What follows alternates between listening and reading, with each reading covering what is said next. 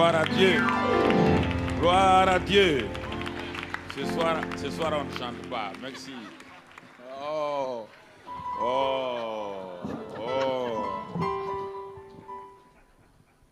Alignez vos pensées à ce que l'orateur dit.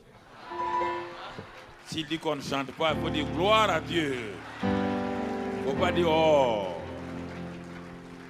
Merci Père pour cette grâce ce soir. Nous te bénissons pour ta fidélité, ton amour envers nous. Et nous sommes heureux d'être dans ta présence. Et que ta grâce et ta fidélité se manifestent abondamment au nom de Christ Jésus. Amen.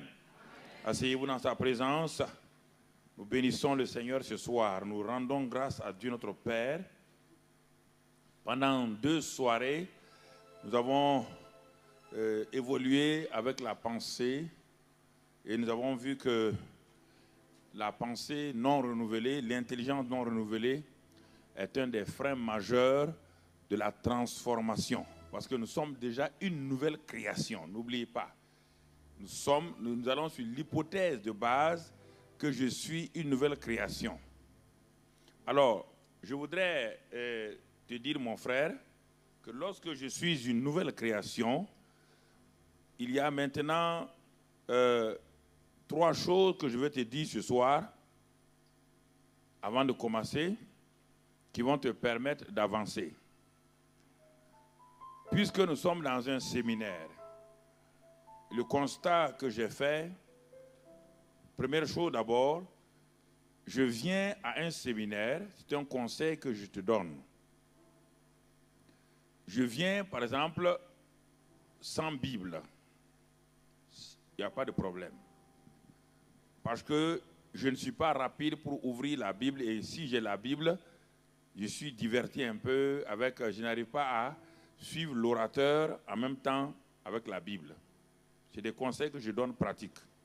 Donc, je viens sans Bible, ce n'est pas un péché, il n'y a aucun problème. Alors, je suis les passages bibliques sur l'écran. L'écran, on me donne des passages bibliques, je les suis sur l'écran. Ça me permet d'être en connexion avec la parole de Dieu. Donc, j'évolue normalement. Et si j'ai un petit carnet ou une feuille, je note les références, par exemple des versets bibliques, rapidement, je les note. On me dit 1 Corinthiens 3, 4, je note 1 Corinthiens 3, 4, et je continue à fixer mes pensées, soit sur l'écran ou sur l'orateur qui est en train de parler. Ça, c'est la première méthode, je parle.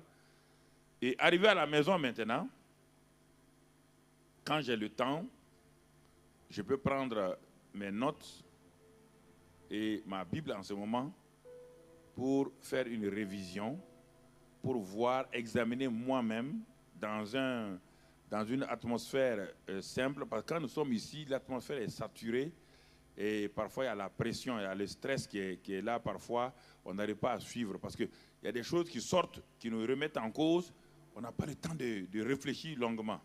Donc, je pars à la maison, je regarde, je révise cela et ça me permet donc de ruminer spirituellement. C'est-à-dire, tout ce que j'ai mis là, je le rumine, je le sors, je le rumine tout doucement et en le ruminant, je le renvoie bien mâché en moi.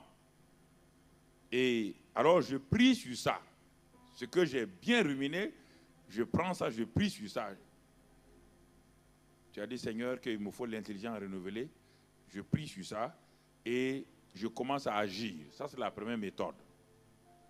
Deuxième méthode, toujours pour être efficient, pour recevoir, lorsqu'on va à un séminaire ou à une conférence, j'écoute attentivement et je lis donc les Écritures toujours sur l'écran. Je suis sans Bible. Je me laisse baigner dans la présence de la parole de Dieu, dans la présence de Dieu et de sa parole. Et troisième élément toujours de cette deuxième méthode-là, alors je prends à la fin, puisque je n'ai pas amené de Bible, je n'ai pas pris aussi des notes à la fin parce que je prends un CD ou un DVD que j'amène chez moi. Parce que j'ai passé le temps à écouter, à me laisser baigner dans la présence de Dieu dans la parole de Dieu. J'ai utilisé mes sens naturels pour capter la parole qui sort. Je n'ai pas pris de notes. Et très souvent, je suis bien concentré. Maintenant, je prends le CD ou le DVD et quelques jours après, je réécoute. Je vais entendre des choses que je n'ai jamais entendues parce que quand j'écoutais, je suis étonné, je vais découvrir des choses que l'orateur a dites mais que je n'avais même pas entendues pendant le message. Comme je suis seul maintenant, toute mon attention est fixée sur ce que l'orateur dit. Et je l'écoute et en ce moment, je vais prendre un cahier ou une feuille, mon cahier d'études, je note ça et je prie dessus. J'étudie, j'écoute et je peux aller en bac et revenir 2 ou 3 fois, écouter la même chose. Et ainsi, j'avance, j'écoute et je pratique. Voici les deux méthodes qui me permettent. Mais avec ça, j'avance. Mais si je viens, j'écoute, je ne prends pas de notes, je ne prends pas de CD et autres, je vous affirme, en une semaine, tout aura été balayé totalement de moi. Une semaine, Pourquoi? Parce qu'en pédagogie, le cerveau humain retient au maximum 10% de ce qu'il entend pendant 1 heure de temps. Et si ces 10% qui doivent rester là n'ont pas été scellés, alors, au bout d'un moment donné, vous perdez. C'est pourquoi la plupart des récitations que nous avons apprises, nous avons perdues. Parce qu'on n'a pas eu le temps de les répéter. On les a appris, c'était pour développer notre mémoire. Mais comme on ne les a pas répétées, ces récitations sont parties. On se rappelle de quelques chants. Din, din, don, din, din, don, din, din, don. C'est ça. Frère Jacques, frère Jacques. Sur le pont d'Avignon, on y danse sur le pont d'Avignon, on y danse. C'est fini. On ne se rappelle pas des réalités. Et c'est pourquoi, mon cher ami, si tu es dans le 3e groupe, quelqu'un qui vient écouter, qui ne prend pas de notes, qui ne révise pas à la maison, qui ne prend pas de CD, ne sois pas étonné que tu n'avances pas. Ne sois pas étonné. C'est normal. D'autres conseils encore, toujours, un vieux singe peut apprendre au jeune singe à singer. Oui ou non? Voilà, ce n'est pas négatif, c'est positif. Ne laisse pas ta pensée aller dans le négatif. On a déjà réglé ta pensée déjà. Ah, il nous a appris des singes, hein? Tu n'es pas un singe. Autre chose, je voudrais vous dire ce soir, c'est qu'il y a trois éléments dont il faut tenir compte. Devant chaque situation que la nouvelle création, le chrétien né de nouvelles rencontres, il y a 3 éléments que le diable va exploiter. Première chose, ton ignorance. Et Dieu même est d'accord avec ça, parce que Dieu même dit que mon peuple périt par manque de... Donc, qu'est-ce qui fait périr le peuple de Dieu? C'est l'ignorance. Si tu es ignorant, tu ne peux pas résoudre les problèmes. Un ignorant ne peut pas avancer. C'est pourquoi tu dois avoir la connaissance. Tu dois passer de l'ignorance à la connaissance. Et dès que tu as la connaissance, tu te positionnes par rapport à l'ennemi et à tes problèmes. Deuxième chose, je sors de l'ignorance, je rentre dans la connaissance, mais ce n'est pas suffisant.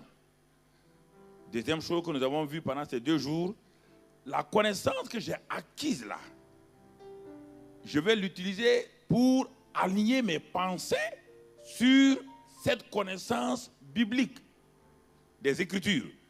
Donc, j'utilise mes pensées maintenant, les propres pensées que j'ai acquises depuis le système de ce monde où je suis né, ce système de monde dans lequel je suis né, où le diable a façonné mon modèle de pensée avec le système de ce monde-là, alors je commence à la renouveler par la connaissance que je viens d'acquérir. J'aligne donc ma connaissance sur les pensées, donc les pensées de Dieu. Et qu'est-ce qui se passe en moi? Mon intelligence est en train d'être renouvelée. Donc j'ai deux éléments qui me permettront d'avancer. Et la troisième chose maintenant, quand je quitte l'ignorance, j'ai la connaissance, le renouvellement de l'intelligence. Troisième chose que le Satan va utiliser pour me bloquer, pour que je n'avance pas, c'est la peur qui vient du doute. C'est-à-dire, il va m'empêcher d'agir.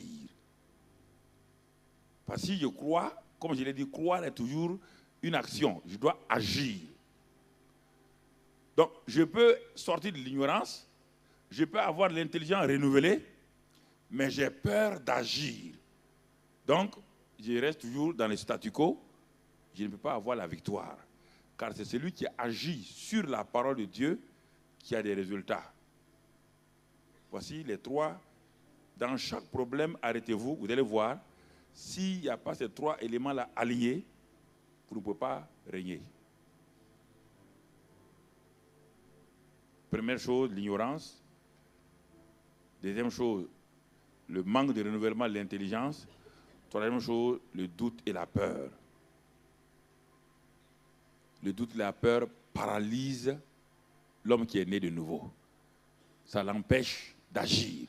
Et il remet à demain.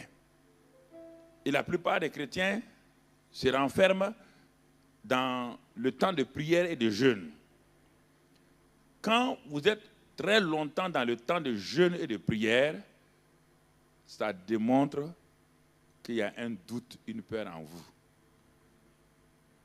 Parce que le jeûne, la prière est une communion avec Dieu. Et quand vous sortez de ça, vous devez agir. Quand Jésus sortait de la prière, il agissait toujours. Mais vous, on vous dit, on va aller évangéliser. Vous dites, bon, on va prier et jeûner. On jeûne, on prie. Vous sortez de ça encore, on dit, on va aller. Non, non, frère, on n'a pas assez prié, on n'a pas jeûné. Non, il y a une peur, un doute qui est là. Il y a un doute qui est là. Ces trois choses, si vous voulez, ce que je vous dis, c'est de réfléchir toujours à ce qu'on vous dit. Réfléchissez vous-même, réfléchissez toujours pour savoir, mais pourquoi je ne perce pas, pourquoi je n'opère pas. Ne mettez pas rapidement sur le... Quand je parle du diable, ça ne veut pas dire qu'il n'est pas réel. Le diable a tissé un système avant que nous naissions. Et ce système, nous sommes nés dans ce système, et dans ce système-là, il nous a beaucoup travaillé. Mais je veux dire que le diable n'est pas derrière moi tout le temps, parce que le diable n'est pas omniprésent, frère. Il faut que vous sachiez cela. Le diable n'est pas omniprésent. Le diable est incapable d'être à la fois sur deux personnes.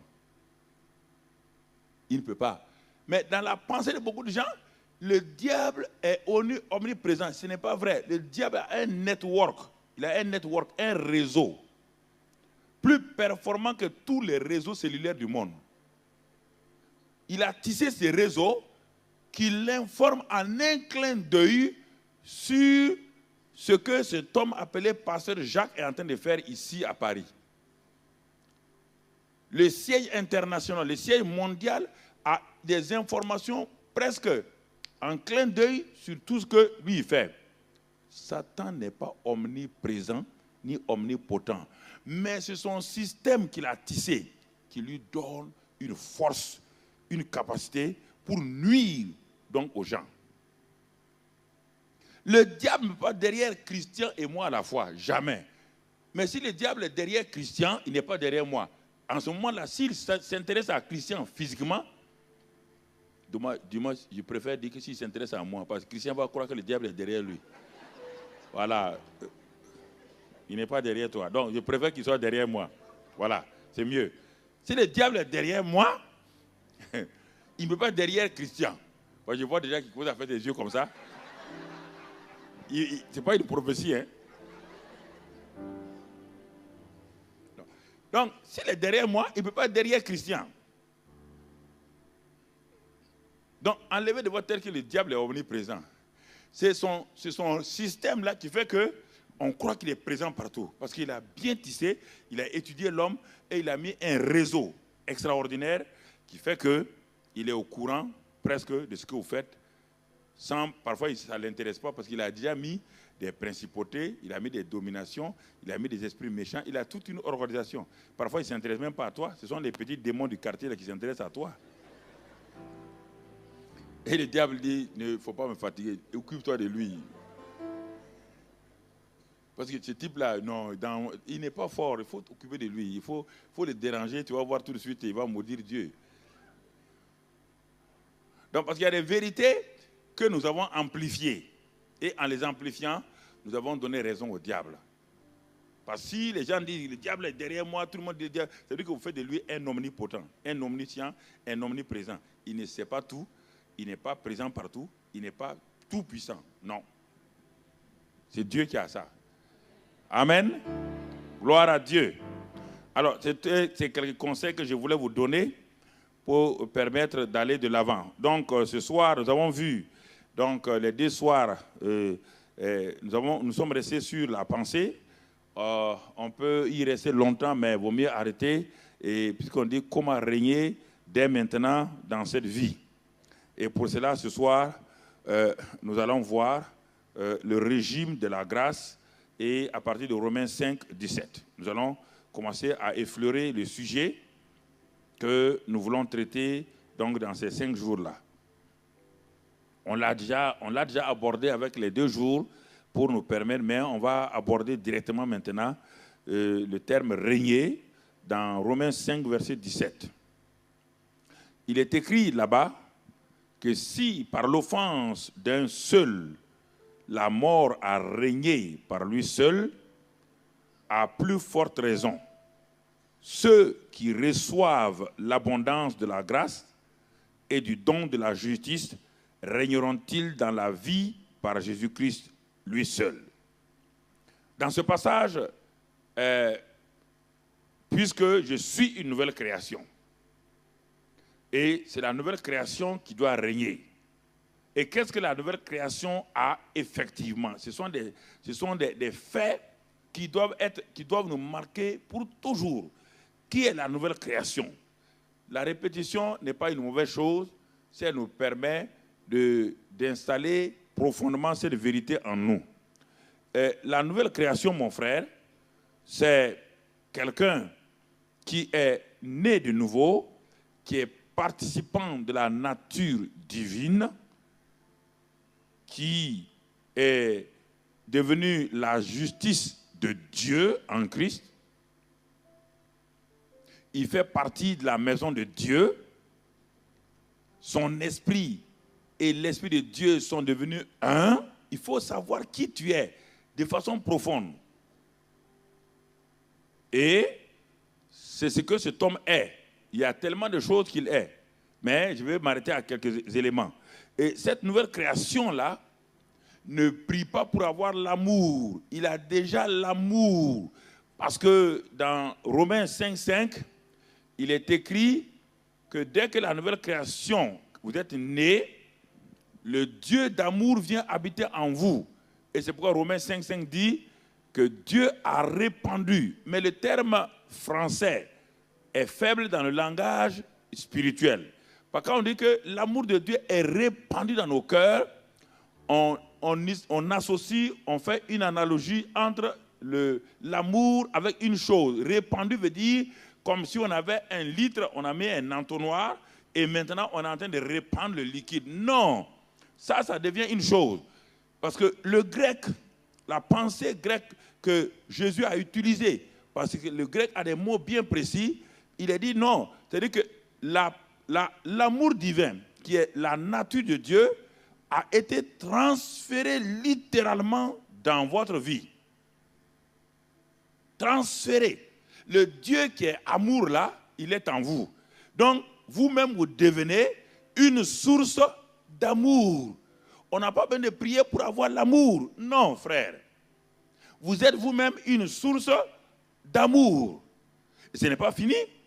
Et le Dieu de foi, il est dit que dans Romains 12, que nous avons tous reçu la mesure de foi selon la mesure que Christ. Donc, le fait que Christ soit en moi, il est la source de l'amour il est de la foi, il est l'auteur de la foi, j'ai aussi la foi. J'ai l'amour, j'ai la foi. On ne peut pas être croyant sans avoir la foi. Et je suis en même temps la justice de Dieu. Et j'ai le Saint-Esprit de Dieu en moi. Et voici la nouvelle création maintenant. Donc regardez-le comment il est extraordinaire. Regardez cette nouvelle création-là. C'est lui qui se présente sur le monde, dans le monde spirituel. Il apparaît sur la scène spirituelle. Et Satan est étonné. Quel est ce nouvel homme qui est apparu? Il ne ressemble pas à Adam que j'ai fait tomber. Il est différent de cet Adam-là. C'est une nouvelle espèce qu'il ne connaît pas. Mais tant que la pensée n'est pas renouvelée, tu vas te voir toujours comme l'homme limité, la jeune femme limitée. Tu vas te voir comme quelqu'un qui n'a pas d'autorité, qui n'est rien. Non. Satan et ses démons sont étonnés, ont peur de toi. Ils te regardent, ils se disent, mais il y a un être nouveau qui opère maintenant sur le plan spirituel. Qui sait? C'est une nouvelle création dont je n'ai aucune autorité, aucune emprise. Par la nouvelle création, Dieu dit dans Colossiens 1, 13, 14, il dit la nouvelle création a été libérée, délivrée de la puissance des ténèbres. Ça veut dire quoi? On ne parle pas des choses. La puissance des ténèbres est représentée par le royaume même de Satan. Il a été délivré, déraciné de ce royaume-là. Puisque dans ce royaume-là, nous étions tous des morts. C'est pourquoi Satan pouvait régner sur nous, car la nature satanique, c'est la mort. Et en nous insufflant la mort en nous, comme Dieu avait insufflé la vie au premier Adam, nous devenons des citoyens du royaume de Satan et nous ne pouvons rien faire contre lui. Mais Dieu est venu par l'œuvre à la croix. Il a décimé la vieille créature, le vieil homme. Et maintenant, par la résurrection, il a transféré le nouvel homme régénéré par la régénération de Christ dans le royaume des cieux et dans le royaume du Fils de son amour, en qui nous avons la rédemption et la rémission, pas le pardon des péchés, la rémission totale des péchés. Voici la nouvelle création. C'est un homme nouveau, une femme nouvelle, que le monde spirituel de Satan regarde avec peur, crainte, qui se dit, mais qui est cet homme? Qui est cette femme-là? Il ne regarde pas physiquement votre corps, il regarde celui qui est en vous. Dès qu'il vous regarde, dès qu'il vous voit, il voit en vous le Dieu tout-puissant. C'est pourquoi Jean dit, celui qui est en nous est plus grand que celui qui est dehors. Le monde satanique le sait, le monde des anges le savent, mais les seuls ignorants, c'est le chrétien lui-même. C'est pourquoi Paul dit aux Corinthiens, je m'étonne. Et il dit 7 fois dans 1 Corinthiens 3, 16, et ensuite dans 1 Corinthiens 6, il est dit au moins 7 fois. Ne savez-vous pas? Le problème des Corinthiens, ne savez-vous pas que vous êtes le temple de Dieu? Ne savez-vous pas que Dieu même habite en vous? Il me semble que vous ignorez ça. Et c'est ce qui fait vos problèmes. L'église de Corinthe était une église faible, remplie de troubles, de désordres à cause de leur ignorance. C'est pourquoi l'ignorance crée des problèmes. Ils sont une nouvelle. C'est dans cette église que Paul a dit que vous êtes une nouvelle création. C'est à cette église. Il n'a pas dit ça à l'église d'Éphèse. L'église d'Éphèse était en avance. L'église de Colosse était en avance. Mais l'église de Corinthe ne savait pas que c'était une nouvelle création. C'est pourquoi Paul était scandalisé avec l'église de Corinthe. Il dit, vous ne savez pas alors. Si vous saviez, vous n'allez pas prendre, quelqu'un n'allait pas prendre la femme de son père. Si vous le saviez, les femmes et les hommes n'allaient pas faire tout le temps des bagarres. Si vous le saviez, vous allez respecter, honorer la Sainte Seine. Si vous le saviez, vous allez savoir la hiérarchie de Dieu. Dieu, Jésus, le mari, la femme. Si vous le saviez, les femmes vont honorer leur mari et les maris vont aimer leur femme. Si vous le saviez, il n'y aurait pas de discussion sur le baptême. Si vous le saviez, vous n'allez pas faire de groupe d'Apollos, de Céphas et de Paul. Si vous le saviez, il dit, vous n'amenez pas vos frères en justice. Donc vous voyez, c'est l'ignorance qui détruisait l'église de Corinthe. Ils étaient une nouvelle création, mais l'ignorance les empêchait d'opérer. Bien-aimés frères et sœurs, et quand on regarde ce passage de Romains 5 là, il y a deux choses. Maintenant, je suis une nouvelle création. Je sais qui je suis. Mais Dieu me dit, pour régner, il y a deux éléments que tu dois mettre en exergue. La grâce et la justice. Il dit ceux qui reçoivent. On n'a pas dit tout le monde. Tout le monde ne peut pas régner. Ce sont ceux qui reçoivent l'abondance de la grâce. C'est-à-dire que l'acceptent, l'accueillent, s'y appuient. Ce sont eux qui vont régner. Et c'est pourquoi ce soir, je parlerai du régime de la grâce. Qu'est-ce que c'est? Car le régime de la grâce, Satan sachant qu'un nouveau régime est venu sur terre, parce que Satan savait quelle est l'importance de la loi, mais il connaissait aussi les limites de la loi. Satan a vu les gens de la loi, un à un, mourir et échouer. Il savait que la loi était spirituelle. Il savait que la loi était bonne, mais il savait que la chair humaine non régénérée ne pouvait pas obéir à la loi. Il le savait avant Paul. Satan le savait. Paul l'a décrit dans Romains 8 en disant que la chair rendait incapable la loi d'opérer, mais Satan le savait déjà. Il avait déjà suivi les Moïse, il les avait suivis tous un à un, et il a vu que la loi était bonne, et que la loi exacerbait le péché dans la vie de l'homme.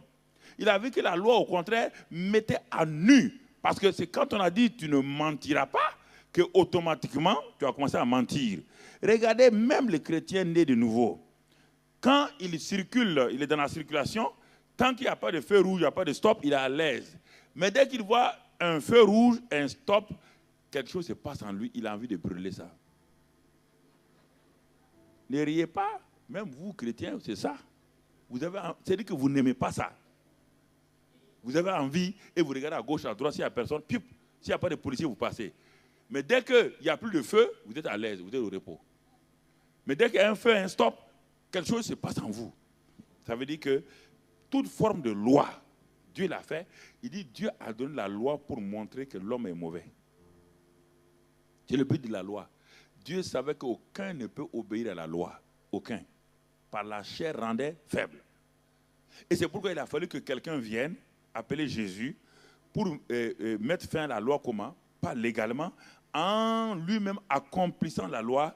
Et cet homme-là va amener maintenant la grâce.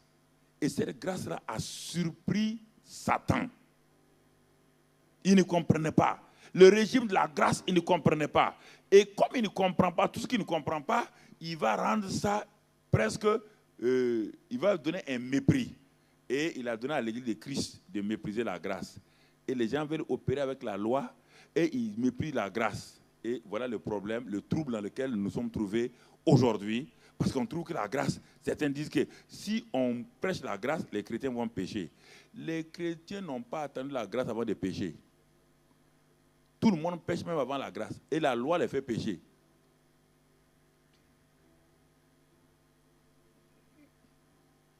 Bien-aimés frères et sœurs, le régime de la grâce, c'est un régime très important et nous devons recevoir. Pour recevoir quelque chose, il faut d'abord comprendre ce que c'est. Et c'est pourquoi ce soir, on va rester un peu sur le régime de la grâce et nous voulons comprendre ça pour l'accepter totalement. Notre langage est rempli de mots grâce. Mais nous ne savons pas qu'est-ce que c'est exactement. oui, par la grâce de Dieu, je ferai ça. La grâce est devenue un fourre-tout. Non. La grâce n'est pas un langage. La grâce est un régime. Le régime que Jésus-Christ a mené. Et dans tout régime, il y a les lois du régime, il y a les principes du régime, il y a l'autorité du régime qui est l'esprit de grâce, le Saint-Esprit. Il y a celui qui a amené le régime, le roi du régime, qui est Jésus-Christ lui-même. Il y a tout. Donc, si tu ne comprends pas comment ce régime-là fonctionne, tu ne seras jamais en adéquation avec ce régime-là. Tu seras tout le temps pris en flagrant délit, en tout cas en train de contredire la vie du régime de la grâce. Donc, la grâce, premièrement, c'est une faveur imméritée. Nous, nous savons ça. Ce que je vous dis là, ce sont des vérités, mais malheureusement, ça ne fonctionne pas. Et les vérités que tu connais, ça ne fonctionne pas. C'est une faveur imméritée. C'est-à-dire que tu n'as rien fait pour mériter cela. C'est ça que ça veut dire. Une faveur. Tu n'as rien fait. Tu n'as ni prié, ni jeûné. Donc, Dieu t'a fait une grâce. Une faveur imméritée. Mais si on s'arrête là-bas, ça ne fonctionne pas. Et tout le monde, là, beaucoup de gens s'arrêtent là-bas. Le deuxième élément de la grâce, c'est une capacité. Une capacité, la capacité divine. Capacité. Une capacité divine qui vient s'allier, s'unir à la faiblesse humaine. C'est ça la partie importante de la grâce. La capacité divine vient pour s'unir à la faiblesse humaine. Et cette capacité divine-là, qui va s'allier à la faiblesse humaine, va permettre à cet homme faible, mais qui a accepté la grâce-là, de pouvoir opérer là où il lui était impossible d'opérer en tant que simple être humain. C'est ça qui fait la force de la grâce. C'est ça qui est toute la force de la grâce.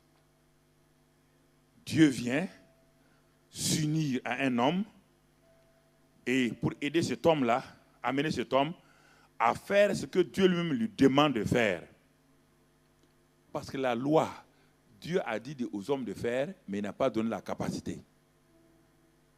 C'est ça la différence entre la loi et la grâce. Dieu a dit, tu ne mentiras pas, mais il n'a pas donné à un homme la capacité de ne pas mentir. Il ne lui a pas donné ça. La grâce, il te dit, tu ne fais rien, moi-même je fais. On va travailler ensemble. C'est toi et moi. Nous allons travailler ensemble. Et on va aller ensemble. Je viens pour t'aider, pour que nous travaillions ensemble. Et c'est pourquoi un simple être humain, quand il s'allie à Dieu, et c'est pourquoi il dit, nous ferons des exploits. Fais attention à ça. Quand on dit nous ferons des exploits là, en réalité, qui fait l'exploit? C'est Dieu qui le fait. Et Dieu t'associe simplement à l'exploit, pour que tu lui donnes toute la gloire. Ne te brandis pas en disant, nous ferons des exploits. Tes muscles ne peuvent pas faire aucun. Satan n'a pas de muscles. Satan est invisible. Donc, il faut t'allier. Il faut t'allier, comme je t'ai dit 2 ou 3 fois, de l'histoire entre la fourmi et l'éléphant.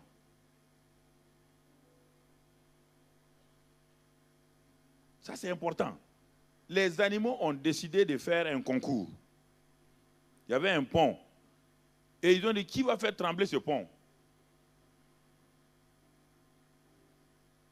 Tous les animaux sont passés. Chacun avec son poids a fait trembler le pont d'une manière ou d'une autre. Comme la fourmi la plus petite, elle est intelligente, elle dit, mais comment le pont là peut trembler? Si moi je passe là-bas, personne ne saura que je suis passé. La fourmi a regardé parmi les animaux, il a vu l'éléphant. Il a grimpé sur le dos de l'éléphant.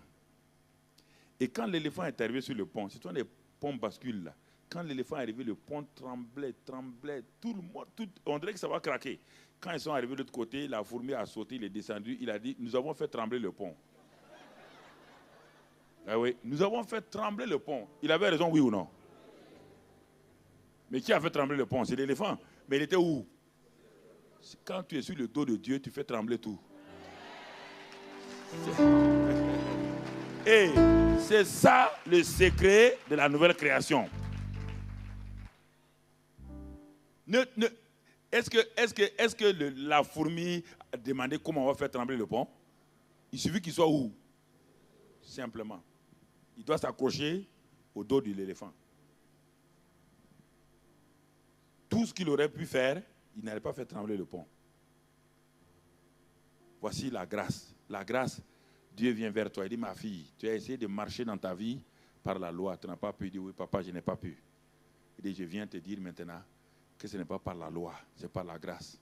Il dit, regarde-moi, ce qu'il t'est impossible de faire, si tu comptes sur ma grâce, si tu acceptes ma grâce, si tu reçois ma grâce, nous allons le faire ensemble. Nous allons le faire ensemble. Regardons l'exemple de Marie dans Luc 1. L'exemple de Marie dans Luc 1. C'est un exemple de la grâce. C'est le mot grâce a commencé avant même que Jésus. Il dit que la grâce est venue avec Jésus. Mais regardons la vie de Marie. Luc 1, verset 28. Ce sont des vérités que tu connais, mais que je vais simplement dépouiller et te le montrer dans sa nudité pour que tu l'intègres profondément en toi et que tu n'en fasses pas des concepts religieux. Les concepts religieux ne fonctionnent jamais. Luc 1, 28. L'ange Gabriel entra chez elle et dit, « Je te salue, toi à qui une grâce a été faite. » Ça veut dire, en utilisant le mot faveur, « Je te salue, toi à qui une faveur a été faite. Le Seigneur est avec toi. » Là où il y a la grâce, le Seigneur est toujours où? Ah, la grâce amène toujours la présence de qui? Du Seigneur. Est-ce qu'il a dit, salut à toi, ton temps de jeûne et prière a été entendu par Dieu? Est-ce que Marie priait pour ce sujet-là? Est-ce que Marie jeûnait pour ce sujet-là? Non. Marie ne savait même pas. Marie savait que dans la Bible, il y a, Ésaïe a dit, Ésaïe 7, que la Vierge enfantera. Et en Israël, toutes les jeunes filles sont vierges. Alors, quelle vierge va enfanter? Laquelle? À l'époque, si tu n'étais pas vierge, ça c'est kabako pour toi. Mon ami, tu avais un problème. Donc, il n'y a rien. C'est pourquoi, mes amis, là, quand ils parlent trop, quand on met trop l'accent sur la Vierge Marie, tout le monde, toutes les filles étaient vierges. Ce n'est pas la Vierge Marie seulement. Il y avait la Vierge Élisabeth. Il y avait la Vierge Françoise. Il y avait la... Non, c'est...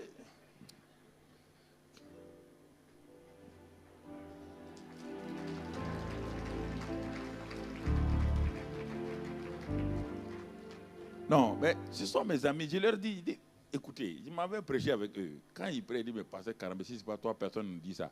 Il dit, mais je vous dis ça avec fraternité et amour. Comprenez? Et l'ange lui dit, salut à toi à qui une grâce a été faite, le Seigneur est avec toi. Là où il y a la grâce, le Seigneur vient toujours avec la grâce. Et regardez maintenant, Marie ne savait pas qu'est-ce que la grâce, c'est pourquoi elle est troublée.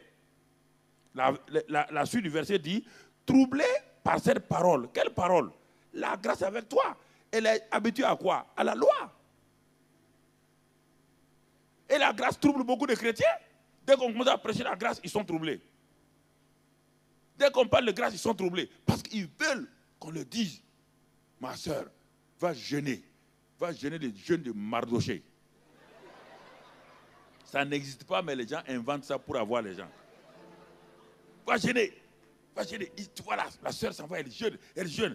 Mais ma soeur, tu as déjà vu le jeûne de Mardoché? Mon frère, le prophète a dit de jeûner comme ça. Je jeûne. Tu te fatigues. S'il n'y a pas de révélation dans le jeûne de Mardoché, il n'y a aucune révélation dans ça. Ça n'existe nulle part. J'ai dit aux gens, nous avons l'habitude de faire des jeûnes d'Esther. Mais je m'arrête. Il dit, comment tu t'appelles toi-même? Il dit, je m'appelle Myriam. Fais le jeûne de Myriam.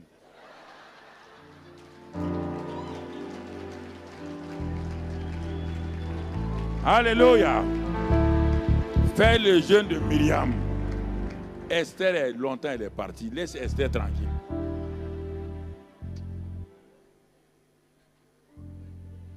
compliquons la vie chrétienne, nous la compliquons. Je ne sais pas, on la compliquons. Fais le jeu de Myriam, c'est fini. Donc, Marie est troublée. Marie se demandait ce que pouvait signifier une telle salutation. Elle n'a jamais entendu ces termes-là. Et le terme grâce la trouble. Et là, on lui dit, ne crains point. Là, il répète la même chose sur une autre version. Là, on lui dit, ne crains point, Marie, car tu as trouvé grâce devant Dieu. Il répète la même chose. Et voici, maintenant, il va annoncer ce que la grâce apporte. La grâce apporte toujours quelque chose. C'est pourquoi, si tu n'acceptes pas la grâce, ce qui va suivre, tu ne vas pas l'accepter.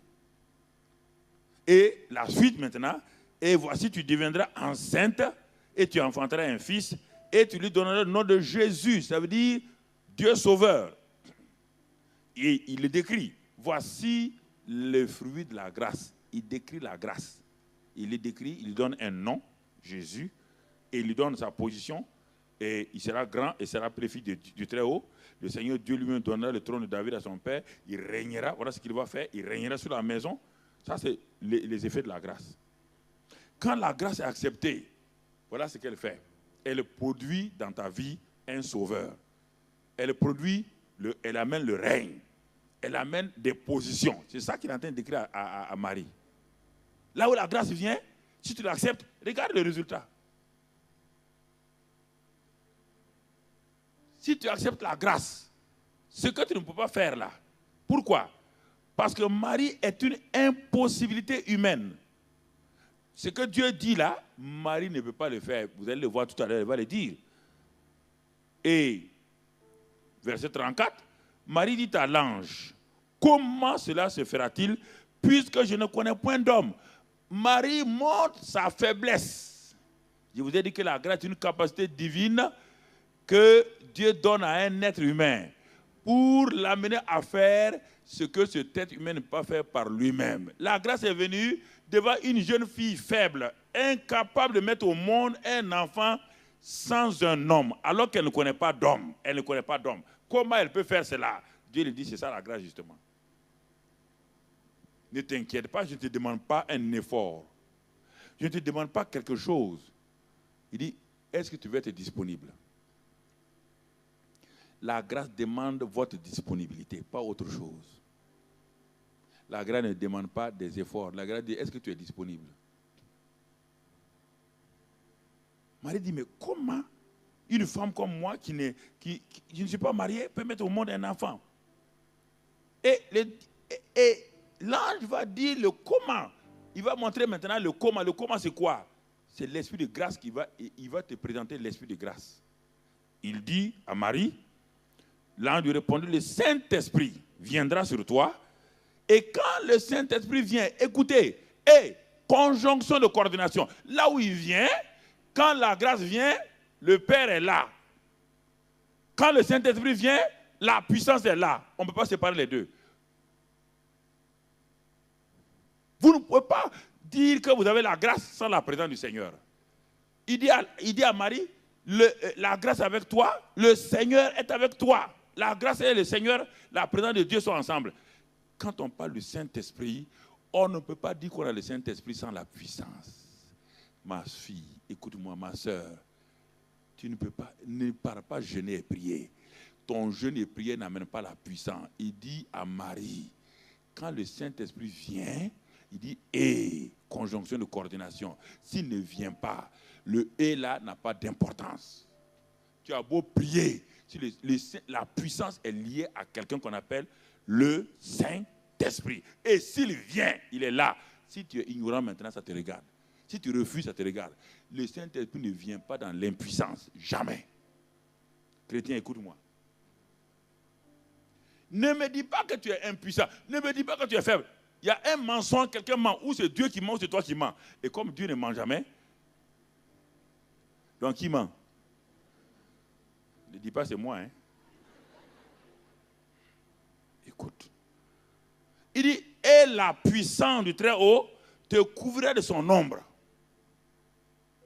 C'est pourquoi le Saint-Enfant qui naîtra de toi sera appelé fils de Dieu. Aura la marque de Dieu. Quand la grâce est là, Et quand l'esprit de grâce vient, tout ce qui sort de toi a une marque qu'on appelle Dieu. L'enfant qui sortira de ton sein, on ne l'appellera pas fils d'homme, on va l'appeler fils de Dieu. Pourquoi? Parce que la grâce de Dieu est venue, la présence de Dieu est venue, le Saint-Esprit est venu, la puissance de Dieu est venue.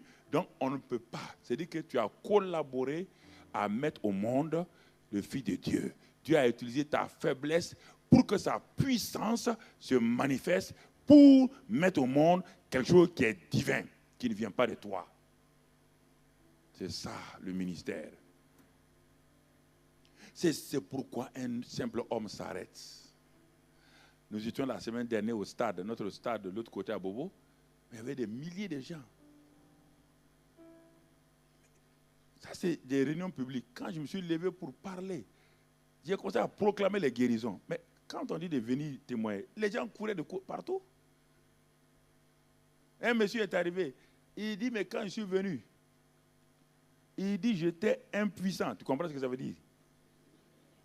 Impuissant. Il dit, mais quand le pasteur a prié, je suis devenu puissant. Il dit, ah, comment tu as su? Il dit, mais j'ai vérifié la nuit hier.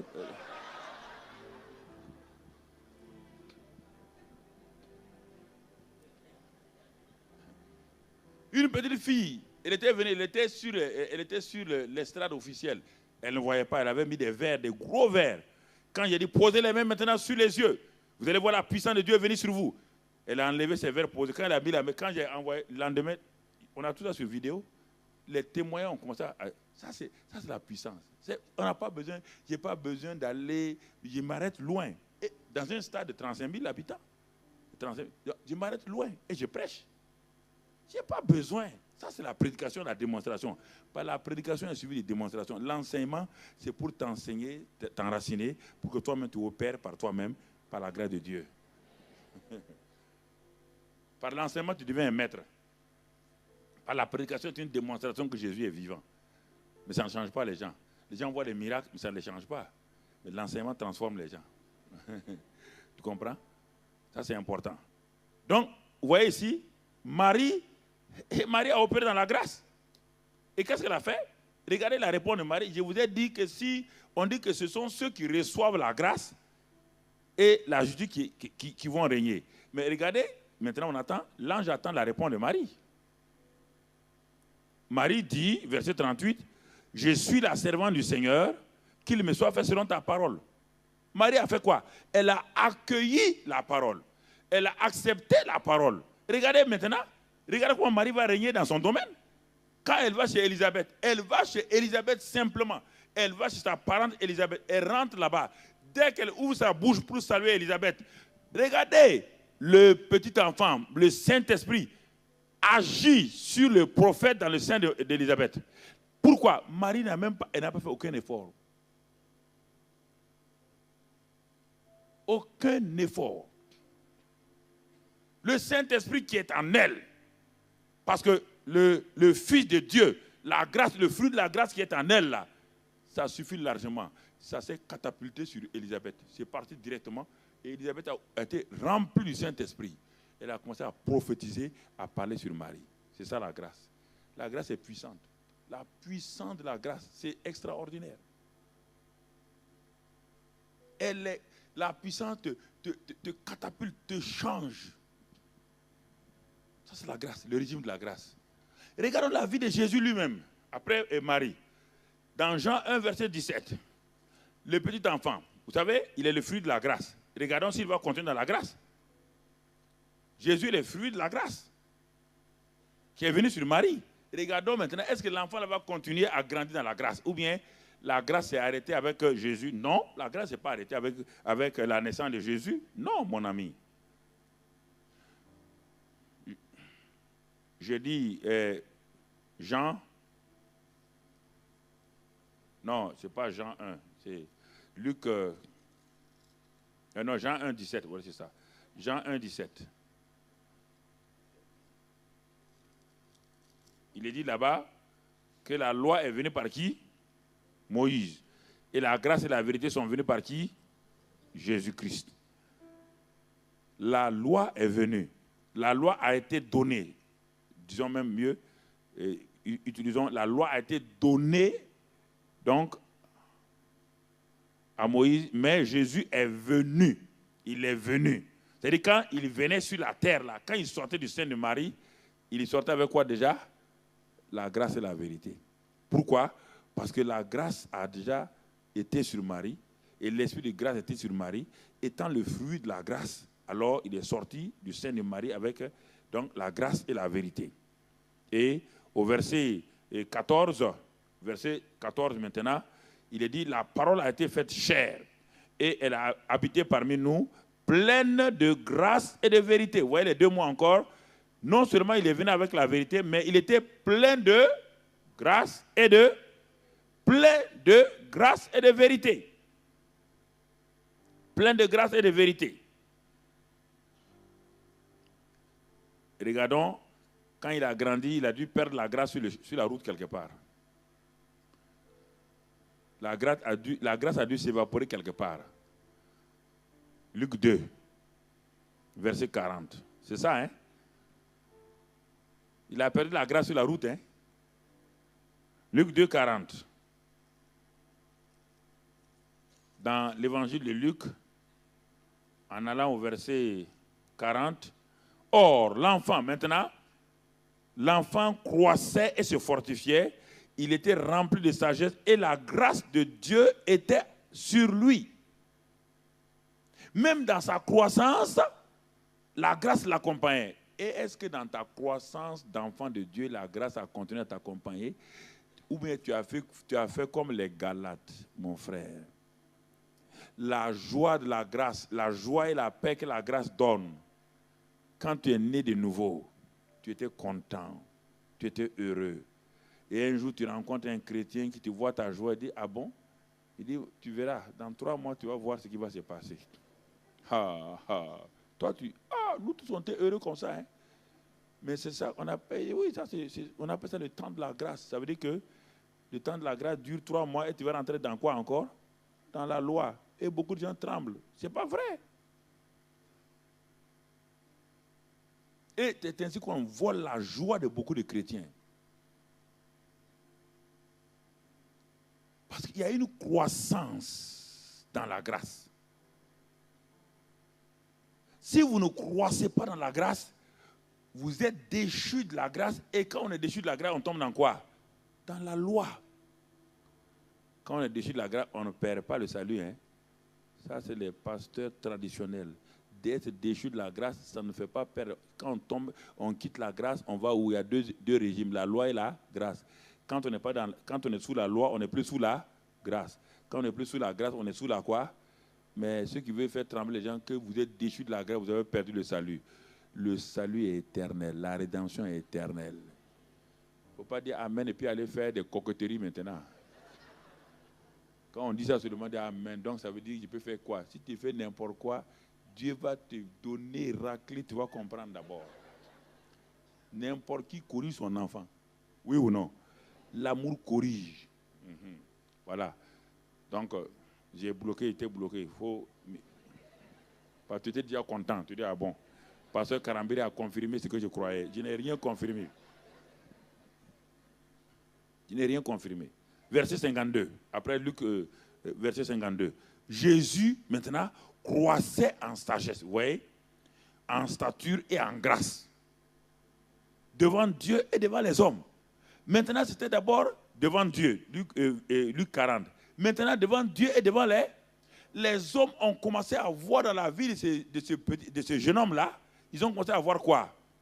Et ils ont commencé à constater la grâce. Mais si on ne constate pas la grâce dans ta vie, ça ne va pas. Les hommes doivent le constater. Ce n'est pas Dieu seulement. La grâce est constatable. On peut constater, on peut voir, on peut toucher, on peut évaluer, on peut mesurer la grâce qui est sur toi. Par tes paroles. Tes paroles assaisonnent la vie des gens. Tes paroles transpercent le cœur des gens. Tes habitudes, tes actes montrent que tu es un homme de grâce, une femme de grâce. Tu dois grandir dans la grâce. Tu dois croire dans la grâce. Tu dois mûrir dans la grâce. Écoute-moi, mon frère, ne laisse pas tes pensées aller ailleurs. Quand tu écoutes, ne te laisse pas, ne rêve pas quand on te parle. Concentre-toi, discipline ta pensée. Sinon, ce sera un séminaire de plus que tu auras fait et tu vas attendre le prochain séminaire. Tu seras un séminariste. Tu comprends ce que ça veut dire? Ok. Ça, c'est important. Et dans ce temps-là, qu'il grandit, à l'âge de 30 ans maintenant, le père va faire une présentation publique. Un enfant qui croit, le père, il est dit que le Saint-Esprit témoigne dans son esprit d'abord qu'il est enfant de Dieu. Mais maintenant, le père publiquement va organiser quelque chose. Luc 3, 21. Luc 3, 21. Tout le peuple se faisant baptiser, Jésus fut aussi baptisé. Et pendant qu'il priait, le ciel s'ouvrit. Et le Saint-Esprit descendit sur lui. Maintenant, ça c'est l'aspect extérieur.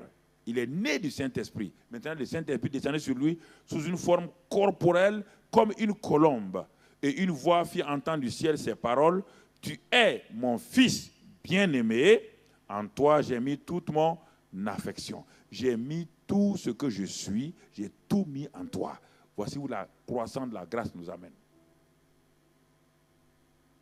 Il y a un témoignage public de Dieu maintenant. Et les gens te regardent. Les gens voient que dans ton domaine, que tu sois un homme d'affaires, les gens vont voir qu'il y a une grâce particulière de Dieu sur toi. Que tu sois une femme d'affaires, que tu sois un pasteur. Dans chaque domaine, la grâce de Dieu va commencer à t'aider pour régner dans ton domaine. Si j'ai dit à nos médecins, si vous êtes un médecin et que les gens n'accourent pas dans votre clinique ou dans votre service, ça veut dire que la grâce là n'est pas visible encore. On ne peut pas régner dans tous les domaines, mais il y a un domaine précis où vous devez être roi. On dit voici le roi de la pop musique dans le monde. Voici le roi de ceci ou cela. On dit le roi Pelé. Ça veut dire qu'en matière de football, c'est Pelé. Comprenez? Mais en quoi tu es roi? Il n'y a pas de sexologie dans la nouvelle création. Il n'y a pas de reine, il n'y a pas de mot reine. Il y a le mot roi. Parce que dans la nouvelle création, il n'y a ni homme ni... Dieu n'est pas sexologue. Il n'y a pas de mot reine. Parce qu'une reine est sous la dépendance d'un roi. Et si tu es reine, il y a quelqu'un qui règne, qui va régner sur ta tête. Tu es roi. Roi et sacrificateur. Écoute, c'est ça que la grâce donne. Il faut bien comprendre la grâce. La grâce est plus que ce que la tradition nous a enseigné. Donc, Jésus le voilà. Et maintenant, l'esprit de grâce est sur lui. Et l'esprit de grâce va le conduire. Et il le conduit au désert. Et l'esprit, puisque lui il est venu pour sauver les hommes de l'oppression de Satan. Regardez sa rencontre avec Satan. Les deux rois se rencontrent. Jésus l'a appelé le roi de ce monde-là. Le roi, le prince de ce monde. Les deux rois sont face à face. Le roi Jésus, le roi du royaume, et le roi du royaume des ténèbres sont face à face. Ils vont se défier par quoi? Pas par la puissance, pas par l'onction. Non. Satan utilise la même stratégie qui a fait tomber le premier roi Adam. Il dit, si c'était Adam, la même stratégie fonctionnera. Et c'est pourquoi il utilise la même stratégie avec toi. Il lui dit, si tu es fils de Dieu, il met en cause son identité. Alors qu'il y a 40 jours en arrière, le Père avait déjà dit, tu es mon. Et lui dit, si tu es fils de Dieu, est-ce que Jésus a répondu à ça? Jésus a répondu seulement, l'homme ne vivra pas de pain seulement, mais il vivra de toute parole qui sort de la bouche de Dieu. Il a dit, si tu es fils, utilise ça pour transformer les cailloux en pain. Mais qu'est-ce que Jésus a voulu dire que l'homme vivra de toute parole qui sort de la bouche de Dieu? Jésus dit à Satan, c'est trop tard, je suis déjà rassasié. Parce que le Père m'a parlé à 40 jours que je suis son fils bien-aimé. On ne peut plus remettre ça en cause. On n'a pas à prouver qu'on est fils de Dieu. On n'a pas à prouver. Tu l'acceptes, un point, c'est tout. Tu veux prouver quoi? Tu veux prouver que tu es enfant de Dieu? Tu veux le prouver comment? Tu es enfant de Dieu, tu es enfant de Dieu.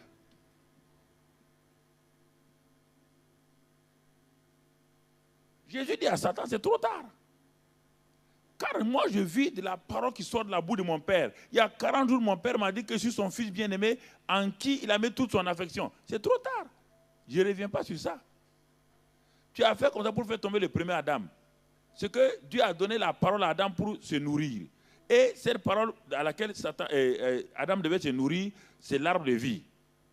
Mais il a refusé de prendre ça pour se nourrir. Et c'est pourquoi il est tombé. Mais moi, ce ne serait pas comme ça. Satan utilise toujours la bouche, la parole, pour nous créer des problèmes. Mais regardez Jésus maintenant, le roi a régné. Depuis qu'il a quitté là-bas, regardez le régner. Il rencontre les gens avec des péchés chroniques. Il rencontre des gens qui sont dans le péché, qui vivent dans le péché. Regardez comment il les libère. Regardez comment il est à l'aise dans son royaume. Regardez comment il est à l'aise dans son règne.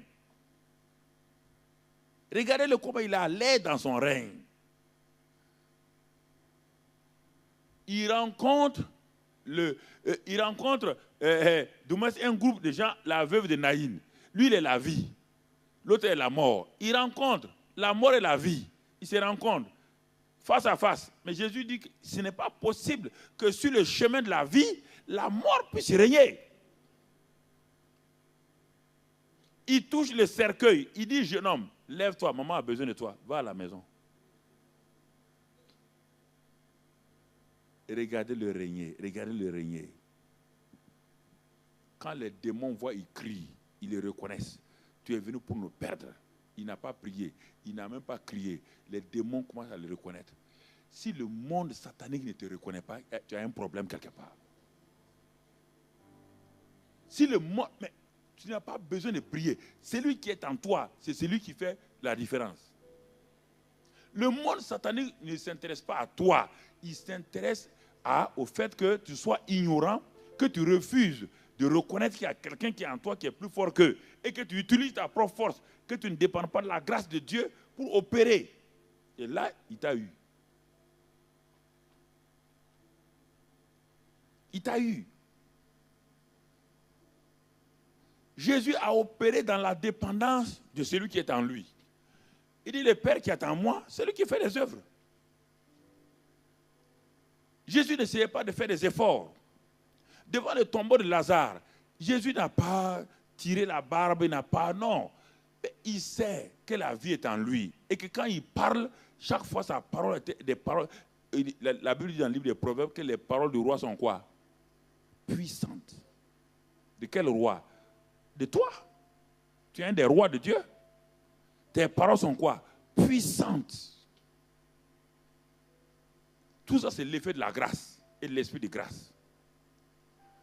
Jésus a régné sur tout. Partout où il allait, il régnait. Il régnait sur la mer. Et il s'assoit, il dit à la mer, calme-toi, couche-toi rapidement. La mer s'est couchée. Il dit au vent, ça n'est assez. Tu arrêtes de souffler. Il dit à l'arbre, ah bon, toi tu ne produis pas de fruits, tu n'en produiras plus. Il règne.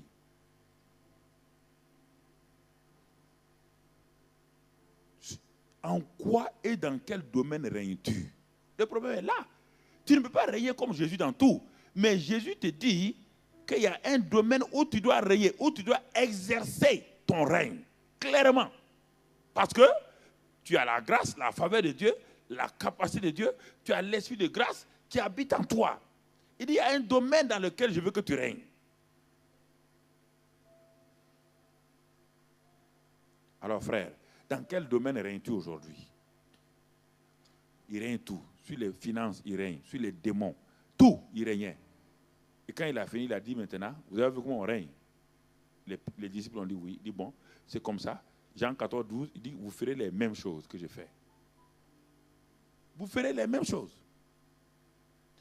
si vous êtes dans le royaume, vous devez opérer de la même manière, les mêmes lois, vous avez tout. Vous ne pouvez pas régner autrement que votre maître a régné.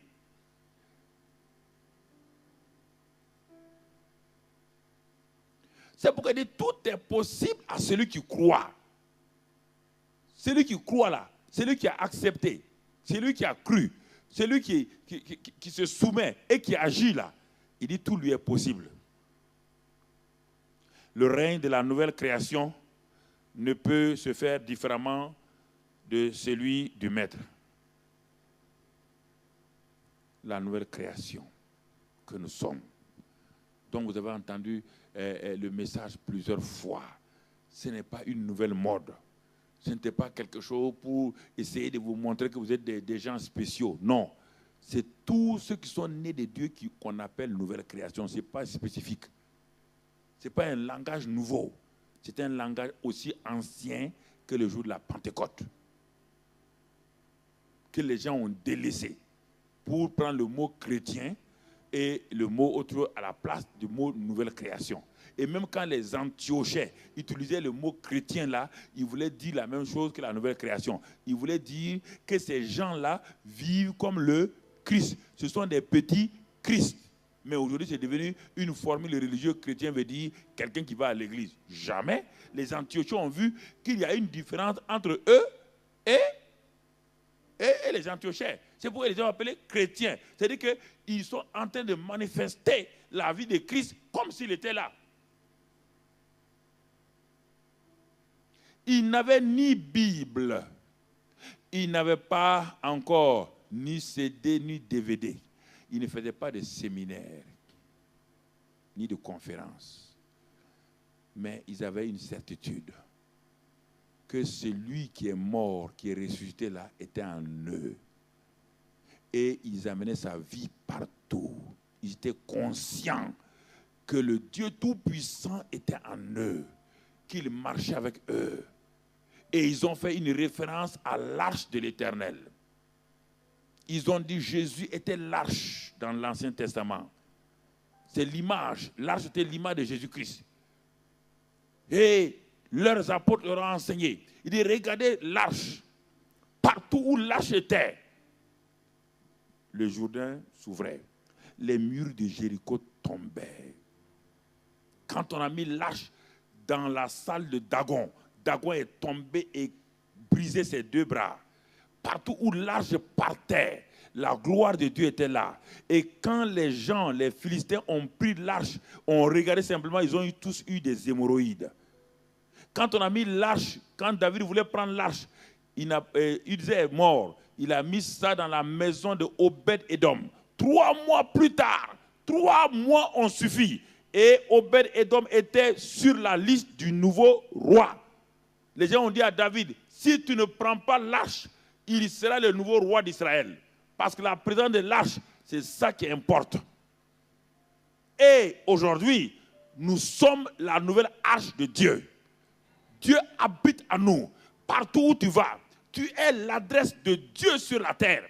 Quand on cherche l'adresse de Dieu, on ne va pas dans l'église, dans le bâtiment. Dans le quartier, les gens doivent s'arrêter et dire, tu vois cette maison-là, si tu vas, Dieu loge là-bas. Dieu loge là-bas.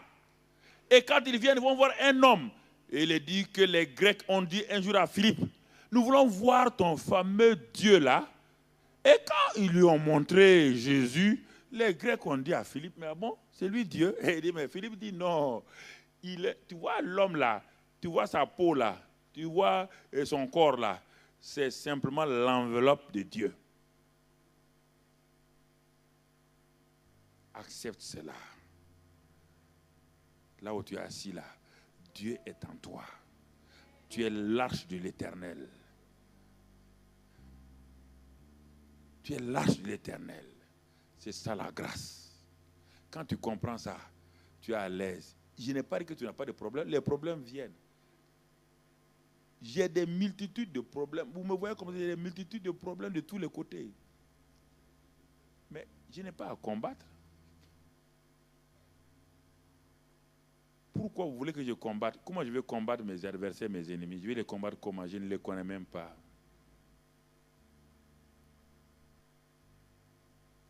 je suis conscient d'une seule chose, que le vainqueur de mes ennemis est en moi. Je suis conscient qu'il ne peut pas le vaincre. Je suis conscient qu'il ne peut pas le détruire. Je n'ai pas besoin d'aller trouver un prophète qui m'impose les mains. Je n'ai pas besoin qu'un prophète prophétise sur moi. Je suis le propre prophète de ma vie. Ma langue est une langue de prophète. Prophétise sur ta propre vie. Ta langue là n'est pas inférieure à la langue de ce prophète-là. Ta langue est aussi sanctifiée que la langue de n'importe quel prophète. Parle sur toi-même, parle sur ta famille, parle sur tes enfants, parle sur tes problèmes, parle sur ton église, parle sur ton travail, parle. La Bible dit dans 2 Corinthiens 4, j'ai cru, c'est pourquoi je parle. Et nous avons cru, c'est pourquoi nous parlons. Quand un croyant parle, il parle comme un roi. Et quand un roi parle, on exécute ses paroles. On ne peut pas refuser les paroles d'un roi. Quand tu comprends la grâce, alors tu es libre. Tu vis dans le régime de la grâce. C'est un régime extraordinaire. Parce que c'est par la grâce que tu es sauvé. Et quand tu es sauvé par la grâce, par au moins de la foi, Éphésiens 2, 8 et verset 10, il est dit que tu deviens l'ouvrage de Dieu, créé en Jésus-Christ, pour accomplir les bonnes œuvres que Dieu a préparées d'avance pour que tu les pratiques. Si tu acceptais au moins ces 2 versets simplement, ta vie totalement sera changée.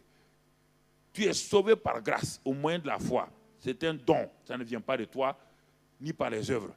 Et il dit, le verset 10, il dit, tu es devenu l'ouvrage, tu es l'ouvrage de Dieu, créé en Jésus-Christ. Créé en Jésus-Christ, l'ouvrage de Dieu, créé. Et pour les bonnes œuvres que Dieu même a préparées. Tu n'as pas besoin de donner ton programme à Dieu. Dieu a un programme. Et si tu suis ce programme-là, tu ne peux pas échouer.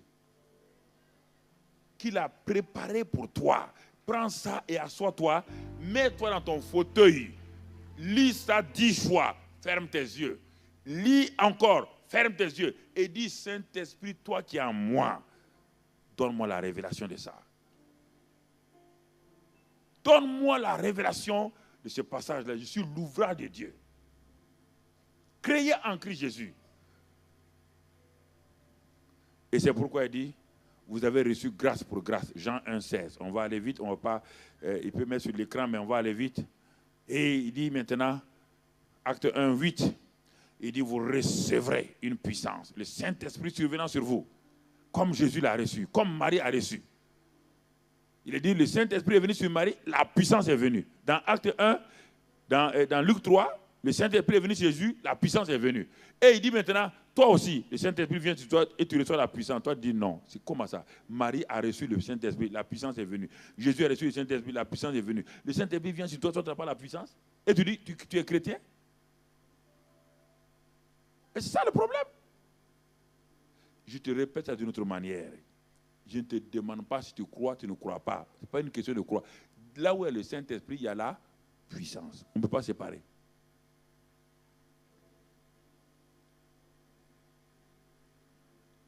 Là où il y a le Saint-Esprit, il y a la puissance. Comment Marie, une vierge, reçoit le Saint-Esprit? La puissance produit l'enfant. Jésus, l'homme, reçoit le Saint-Esprit. Regarde son ministère comme il règne. Et il s'arrête, il te dit, de même que tu m'as vu recevoir le Saint-Esprit et la puissance est venue, toi aussi, vous aussi, vous allez recevoir le même Saint-Esprit et la même puissance va venir. Vous serez mes témoins. Et toi, tu reçois le Saint-Esprit et tu n'as pas la puissance. Mais c'est quelque chose ne va pas là.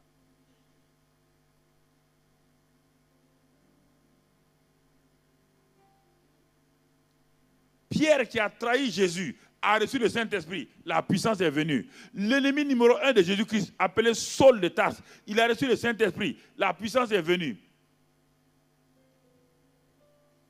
Et toi, tu reçois le Saint-Esprit et il n'y a pas de puissance. Non, écoute-moi frère, tu ne peux pas m'amener à accepter ça, à croire ça.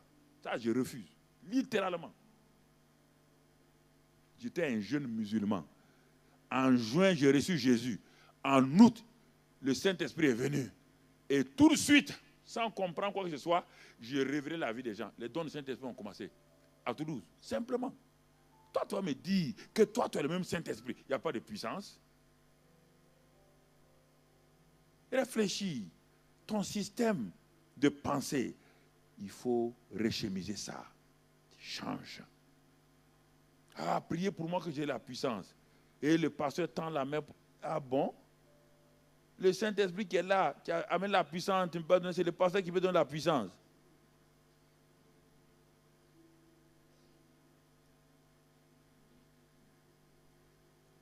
Quand tu vas à une réunion, ne te presse pas pour qu'à la fin courir voir le pasteur pour qu'on t'impose les mains. C'est la chose qui choque le plus les pasteurs. Ça veut dire que tu viens d'insulter le pasteur, que tu as méprisé tout son message et que tu veux sa pauvre main sale là sur ta tête.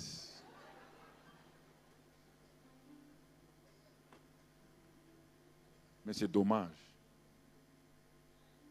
C'est dommage.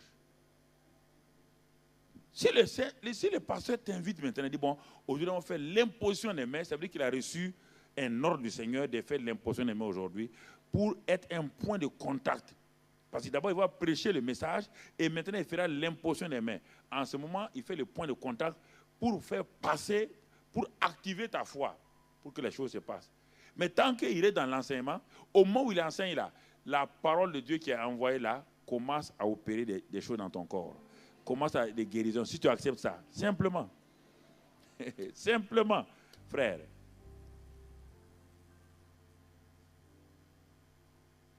Il me reste 15 minutes. On va faire des choix.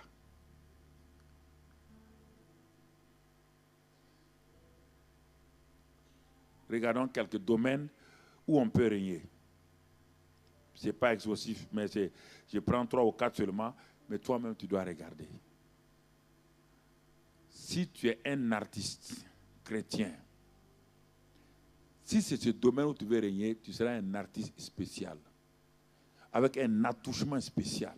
Frère, je vous assure, si tu es, j'ai dit à nos docteurs, si vous êtes des docteurs et que vous êtes dans le royaume des cieux, les gens vont courir dans vos cabinets, normalement. Et ton cabinet ne sera jamais désempli. Et tu auras les mains d'or, comme ce grand chirurgien américain, qui était un simple orphelin, mais qui est un des grands chirurgiens aujourd'hui au doigt, que le monde entier cherche. C'est lui qui a pu séparer les 2 jumeaux. Il les a séparés de façon claire. C'était un noir américain qui a vécu dans des... Son père l'a abandonné, tout le monde, mais il a forgé. Il est devenu un homme puissant aujourd'hui. Dans la science, dans la médecine. Il n'y a pas un seul domaine, frère. Dieu te dit, dans le domaine, si tu es un artiste musicien, si tu es, c'est pas moi, tu fais du commerce, si tu ne sors pas de l'ordinaire, ça veut dire que réellement, tu n'es pas en train de régner. Quand on dit le mot régner, ça veut dire quoi? Tu es élevé au-dessus des autres, eux on te voit. On ne règne pas au milieu des gens.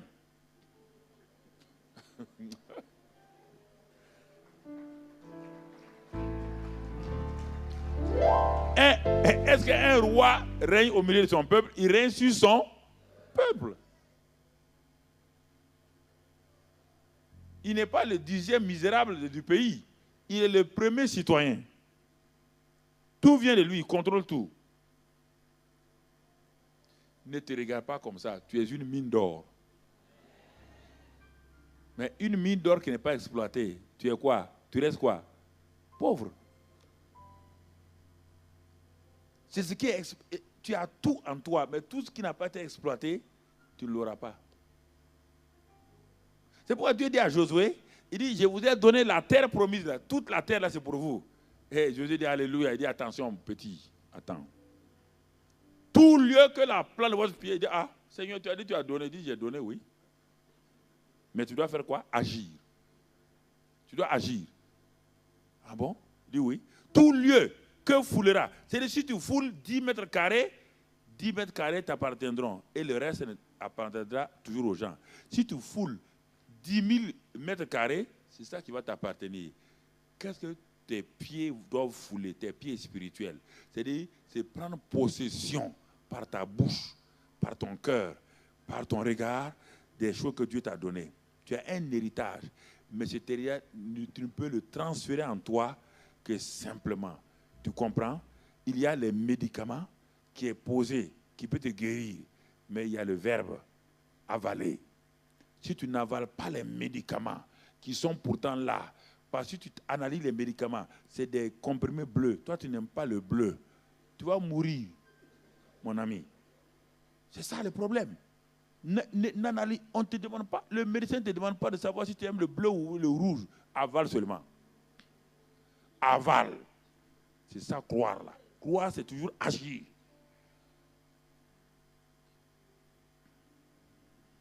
Premier domaine rapidement. Bon, je prends les domaines classiques qu'on connaît, c'est le péché. Face au péché, la nouvelle création est déjà équipée. On va aller rapidement au Romains 5, verset 20. Il dit, là où le péché a abondé, la grâce fait quoi? Ah, les gens disent, pasteur, ça c'est vraiment, je suis content quoi. Tu viens de me dire comme ça. Ça veut dire quoi? Plus je pêche, la grâce fait quoi? C'est ça que ça veut dire? Hein? C'est-à-dire que le péché est une nature de quelqu'un. C'est la nature de qui? De Satan. Et le péché, c'est toujours la mort. Il dit, là où cette mort s'était installée, où la domination de l'ennemi s'était installée, quand la grâce vient là-bas, elle surabonde. C'est-à-dire qu'elle enlève non seulement le péché là, et elle va surabonder. C'est-à-dire qu'il n'y aura même plus les traces du péché. C'est ça que ça veut dire. Ça ne veut pas dire, ah, si je fais 2 péchés, la grâce va surabonder. Si je fais 3, non, ce n'est pas ça. Hein? Donc, ça c'est le premier élément. Romains 5, 20. Romains 6, 14. Il dit, le péché ne peut plus régner, car tu n'es plus sous la loi, mais sous la grâce. Le péché qui règne dans ta vie, si tu acceptes la grâce, tu vas commencer à régner, l'inverse se produit. Puisque la grâce est faite pour régner.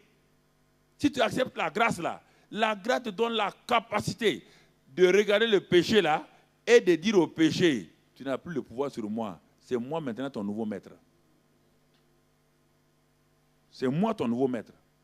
Tu n'as pas besoin de serrer les dents. Ne serre pas les dents, ça ne sert à rien.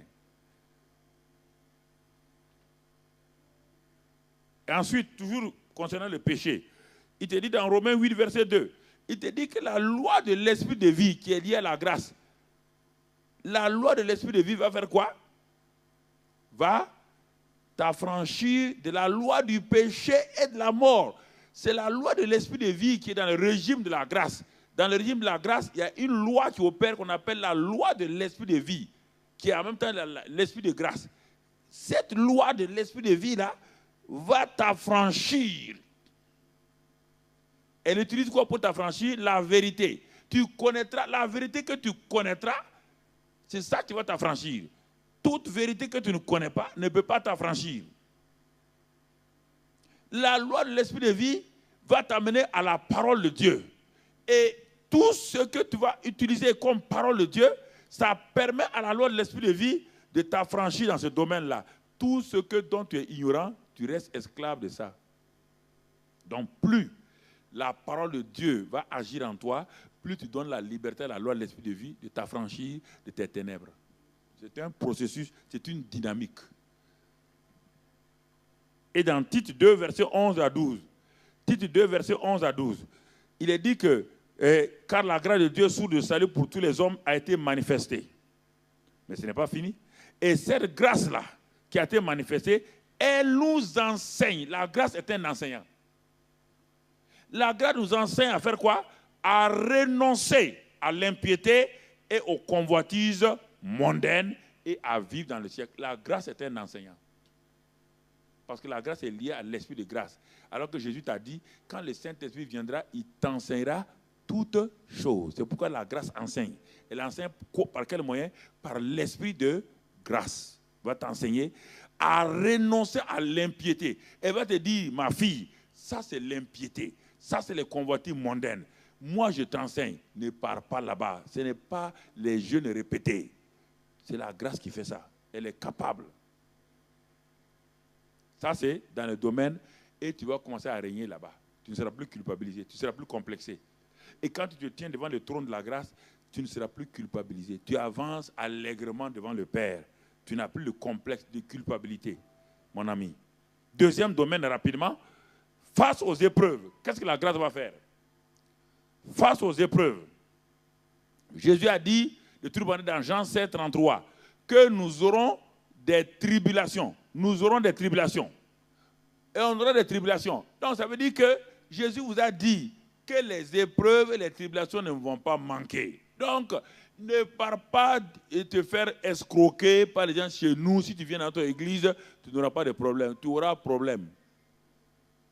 Il n'y a pas quelqu'un, celui qui te parle là, qui te dit ça, il a un problème lui-même. Pourquoi tu crois à un mensonge comme ça? Mais maintenant, les tribulations, les épreuves ne sont pas le problème. C'est comment la nouvelle création accepte. On dit l'abondance de la grâce. La grâce va faire quoi ici? Devant les tribulations, la grâce va commencer à agir. Romains 8, verset 30. Romains 8, verset 30. Romains 8, verset 30. Tu as lu tout cela, mais tu en as fait un slogan. Ne fais pas de ça un slogan. Assois-toi et examine ce que la Bible te dit. Et regarde, où Dieu ment, ou c'est toi qui mens. Regarde bien. Qu'est-ce qu'on te dit ici? Romains 8, 30. Je vais te le lire. Et il est écrit, ceux qu'il a prédestinés, il les a aussi appelés. Ceux qu'il a appelés, il les a aussi justifiés. Et ceux qu'il a justifiés, il les a aussi glorifiés. C'est déjà fait. C'est le passé. Ce n'est pas à venir. Voilà la nouvelle création. Ce n'est pas fini. Que dirons-nous à l'égard de ces choses? Si Dieu est pour nous, qui sera contre nous? Première vérité dans le régime de la grâce. Si Dieu est pour toi, qui sera contre toi? Continuons pour être plus explicite. Il dit, lui qui n'a point épargné son propre fils, il n'a pas épargné son propre fils, mais il l'a livré pour nous tous. Comment ne nous donnera-t-il pas aussi toute chose avec lui? Comment Dieu peut te donner son fils et refuser de te donner un enfant? Dieu, il est en train de défier ta pensée. Comment Dieu va te sacrifier son fils et il refuse de guérir? Est-ce que ta guérison dans le plateau, l'autre plateau, il y a Jésus-Christ, le plateau, il y a guérison. Jésus-Christ balance ton problème de guérison rapidement. Mais d'abord, il faut que tu acceptes que Dieu a donné son fils. Donc, ce que tu as comme problème là est trop faible, ne peut pas basculer, ne peut pas faire lever le plateau de Jésus. Et continue. Il dit, qui accusera les élus de Dieu? On vous dépose là. Il dit, mais qui? Dieu dit, mais où cet homme-là va venir pour accuser les élus de Dieu? Qui? Qui il est? C'est Dieu qui justifie. Dieu t'a justifié. Qui peut t'accuser? Satan ne peut plus accuser les gens. Depuis que le sang de Christ est monté au ciel, il ne peut plus accuser les gens. C'est trop tard, il ne peut plus. Et ce n'est pas fini. Il dit, qui les condamnera? Christ est mort. Bien plus, il est ressuscité. Il est à la droite de Dieu et il est intercesseur pour nous.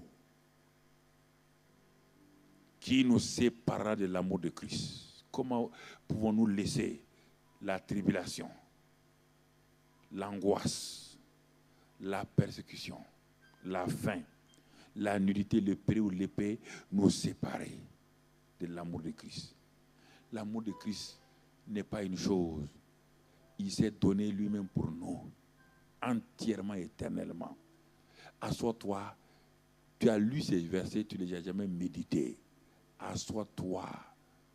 Comme la mère poule couvre ses œufs. Elle ne couvre pas les œufs en passant une minute en se reposant sur les œufs. Elle reste sur les œufs longtemps. Au fur et à mesure qu'elle reste sur les œufs, cet œuf qui n'avait rien là-dedans, en se reposant, je ne sais pas quelle est la dynamique entre la mère poule et l'œuf.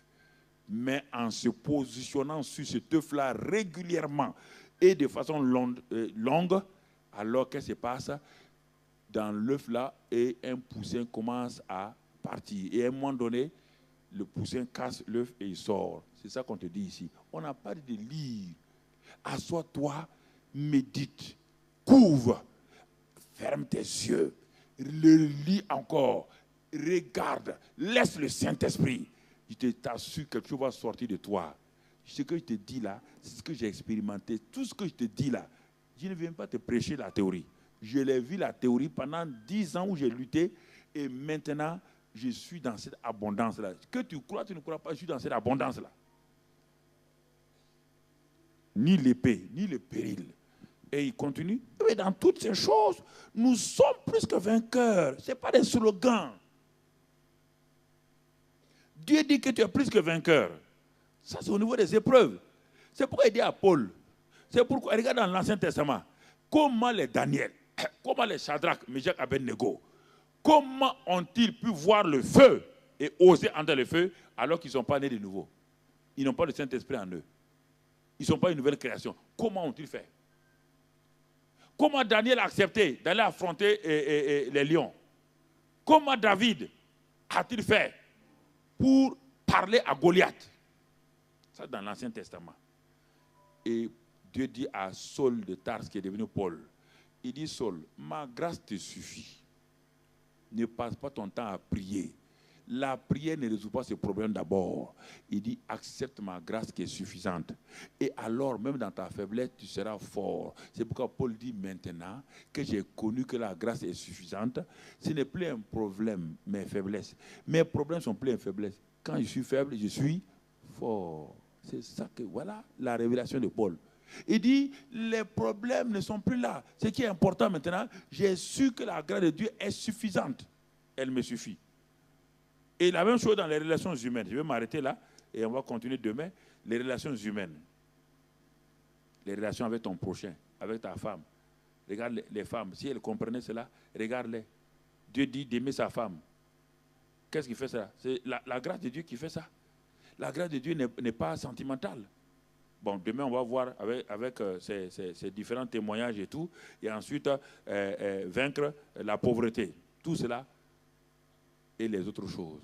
Quels sont les domaines qui te tiennent lié? Quels sont les domaines où tu n'arrives pas à opérer? Quels sont les domaines où tu ne règnes pas? Regarde ta vie, pourtant Dieu veut que tu règnes.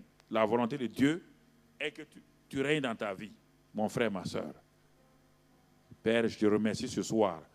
Donne à chacun d'entrer dans ces vérités avec une nouvelle compréhension, un renouvellement de l'intelligence et que ta gloire soit manifestée au nom de Christ Jésus. Amen.